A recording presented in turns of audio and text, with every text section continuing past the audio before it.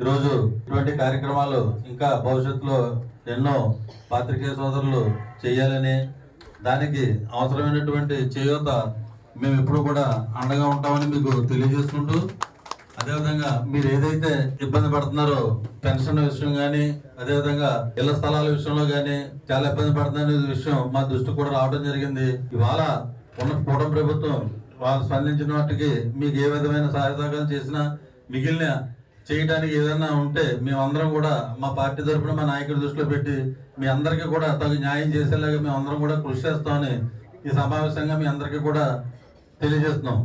అదేవిధంగా మీరందరూ కూడా ఇవాళ సమాజంలో పాత్రికేయ సోదరులు పాత్ర చాలా ముఖ్యమైనది. ఇవాళ ఏ కార్యక్రమం చేసినా దాన్ని ప్రజల దృష్టికి తీసుకెళ్లాలంటే మీ ద్వారాగానే ఈ సమాజాన్ని మంచి చేయాలంటే అది మీ వల్ల ఒక్కడి వల్ల సాధ్యం. కాబట్టి మంచి విషయాలన్నీ తీసుకుని సమాజానికి మెరుగుపడే విధంగా మీరందరూ కూడా కృషి చేస్తారని ఆశిస్తూ నాకు అవకాశం ఇచ్చినటువంటి సభాధ్యక్షుల వారికి నా హృదయపూర్వక ధన్యవాదాలు తెలియజేసుకుంటున్నాను.